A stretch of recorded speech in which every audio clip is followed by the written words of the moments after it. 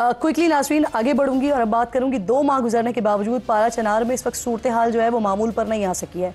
Grand जरगो और हुकूमती भाग दौड़ के बावजूद ज़मीनी रास्ता बहाल नहीं हो सका है, जिसके बाइस सूरत हाल इंतहाई संगीन है। बाज़ारों और घरों में अशिया की किल्लत है, पेट्रोल ख़त्म हो चुका है, दवाएँ मैसर नहीं हैं। DHQ अस्पताल के MS के मुताबिक दवाएँ ना होने से अब तक 50 से ज़ायद अफराद दम तोड़ चुके हैं, जिनमें 2 दर्जन से ज़ायद बच्चे भी शामिल हैं। आज खैबर पख्तूनख्वा की एपेक्स कमेटी का अहम इजलास हुआ है, जिसमें क़याम अमन के लिए कुरम में तमाम बंकर्स के खात्मे और ज़िले को असलहे से पाक करने का फैसला किया गया है। फैसले के मुताबिक तमाम फरीक़ैन हुकूमत की सालिसी में एक मुआहदे पर दस्तखत करेंगे। रज़ाकाराना तौर पर असलहा जमा कराने के लिए 15 रोज़ में लाहे अमल देंगे। 1 फरवरी तक तमाम असलहा इंतज़ामिया के पास जमा किया जाएगा और बंकर्स मस्मार किए जाएंगे। इस दौरान इंसानी हमदर्दी की बुनियाद पर ज़मीनी रास्ते को आर्जी तौर पर खोला जाएगा। आमदो और रफ्त को महफूज बनाने के लिए पुलिस और FC मुश्तरका तौर पर सिक्योरिटी फराहम करेंगे। इस पर मज़ीद बात करने के लिए फैसल ईदी साहब समाजी रहनुमा है कर रहे हैं। बहुत शुक्रिया आपका फैसल ईदी साहब। सर, सबसे पहले ये बताइए, आप अद्वियात और दीगर सामान वगैरह लेकर गए हैं पारा चनार, लोगों से भी मिले हैं, क्या सूरत हाल है, किन चीज़ों की ज़रूरत है और क्या चीज़ें हैं जो पहुँचाई गई हैं अभी आपकी तरफ से? हमने कुछ मरीज़ों को शिफ्ट किया है पेशावर की तरफ, जिनको इलाज की ज़रूरत थी। उसमें बच्चे भी हैं, कैंसर के मरीज़ हैं और मुख्तलिफ़ बीमारियों के मरीज़ हैं। इसमें ज़ख्मी भी थे, इसमें ब्रेन हैमरेज के भी मरीज़ थे। तो हमने तो कुछ मरीज़ शिफ्ट किए हैं, लेकिन आबादी बहुत ज़्यादा है, मरीज़ों की तादाद भी बहुत ज़्यादा है। फ़ौरी तौर पे वहाँ पे हॉस्पिटल सप्लाइज़ देने की ज़रूरत है, मेडिसिन देने की ज़रूरत है। इसमें इंसुलिन, ब्लड प्रेशर की दवाइयाँ हैं और फिर इमरजेंसी की दवाइयाँ। ऑक्सीजन नहीं है वहाँ पे इमरजेंसी रूम्स में, ICUs में, NICUs में। बच्चों के वार्ड सारे बंद हो चुके हैं और बच्चों की तादाद जो आप बता रही हैं ये बहुत कम है। लेकिन सब अपने मोहतात तरीके से जो है वो फिगर्स कम से कम दे रहे हैं। अगर एग्जैक्टली मैं यही आपसे पूछना चाह रही हूँ, क्योंकि आप वहाँ पर खुद जाकर देखकर आए सिचुएशन को।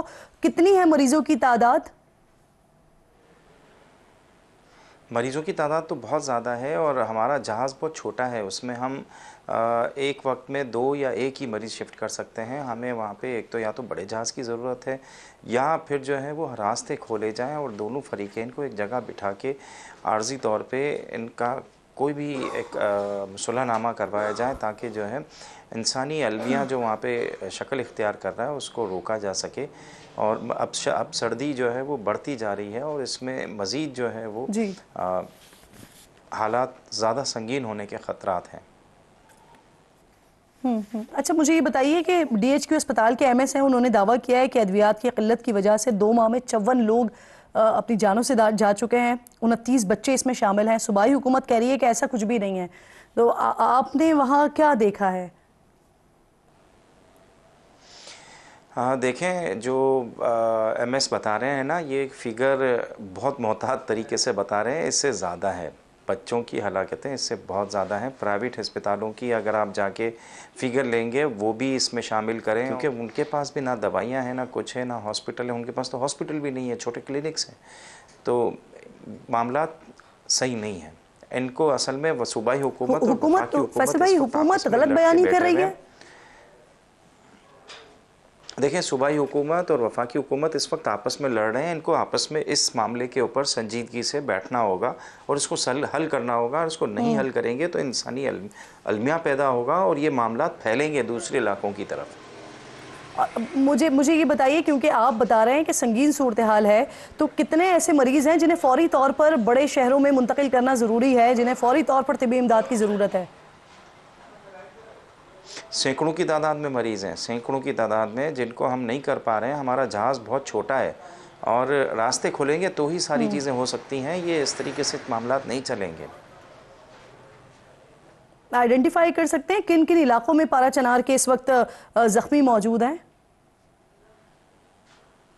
देखें, एक तो ख़ुद पारा चनार में मौजूद हैं, फिर जो बॉर्डर के करीब 3-4 सुन्नियों के इलाके हैं, जो सुन्नियों के गांव हैं, उनमें भी बहुत बड़ी तादाद है बीमारों की जिनको इलाज की ज़रूरत है। इनमें कैंसर के मरीज़ हैं, इसमें किडनी के मरीज़ हैं, इसमें हार्ट के मरीज़ हैं, बहुत सारे बच्चे हैं। इसलिए बेहतर होगा कि इनको सप्लाईज़ दी जाए, हॉस्पिटल्स को जो है वो चीज़ें दी जाएँ जो ऑपरेशंस के लिए, आईसीयूज़ के लिए, एनआईसीयूज़ के लिए और जो नॉर्मल जो इलाज होता है उसके लिए जो चीज़ें चाहिए उनको सप्लाईज़ की जाए, सप्लाई दी जाए, ताकि जो है वो अच्छा, बड़ी मुझे ये आबादी है, बताइए 4 कि लाख इस की वक्त आबादी है, एक हेलीकॉप्टर, 2 जब हेलीकॉप्टर की दवा। आपने वहाँ जाने का फैसला किया, फैसल साहब, आपने जब वहाँ जाने का फैसला किया तो ये आपका अपना फैसला था या हुकूमत ने आपसे मदद तलब की है? नहीं, हुकूमत ने हमसे रब्ता नहीं किया था। हुकूमत तो इसको डाउन प्ले कर रही है, वो बता रही है कि कोई भी इस तरह की सिचुएशन नहीं है और हमें वहाँ से मुख्तलिफ़ ज़रियों से राब्ते आ रहे थे। हमें मुख्तलिफ़ लोग जो है वो तकरीबन 1 महीने से रब्ता कर रहे थे, लेकिन पिछले आखिर में 15 दिनों से हमने इनसे फिर प्रॉपर फिगर्स लेना शुरू की, बात करना शुरू की, तो हमारे पास ये सामने मसाइल आए। फिर हमने फिर हुकूमत के मुख्तलिफ़ इदारों से परमिशन मांगी वहाँ पे जाने की, तो फिर उन्होंने हमें दी। इसके बाद हम वहाँ पे गए हैं। इसके बावजूद जो है हमें अभी भी जो है वो काम तो करने दिया जा रहा है, लेकिन बहुत सारी चीज़ें हैं जो वहाँ पे मंज़र पे लाने की इजाज़त नहीं है। और ज़मीनी रास्ते इस वक्त मुकम्मल तौर पर बंद हैं पारा चनार के? तकरीबन 2.5 महीने से ये ज़मीनी रास्ते मुकम्मल तौर पे बंद हैं।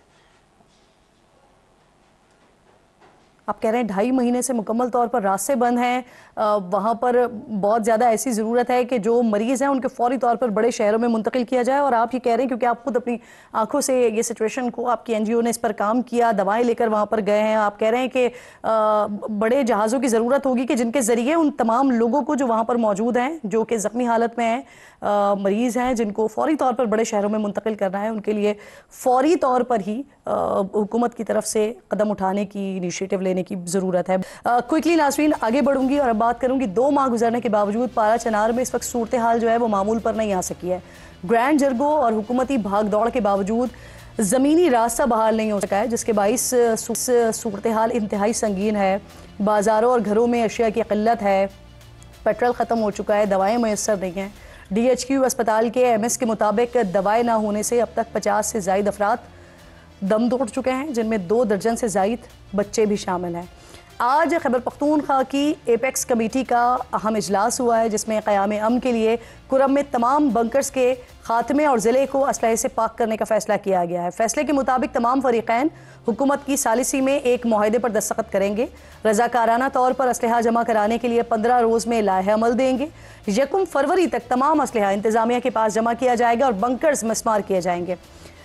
इस दौरान इंसानी हमदर्दी की बुनियाद पर ज़मीनी रास्ते को आर्जी तौर पर खोला जाएगा। आमदो और रफ्त को महफूज बनाने के लिए पुलिस और FC मुश्तरका तौर पर सिक्योरिटी फराहम करेंगे। इस पर मजीद बात करने के लिए फैसल ईदी साहब समाजी रहनुमा है कर रहे हैं। बहुत शुक्रिया आपका फैसल ईदी साहब।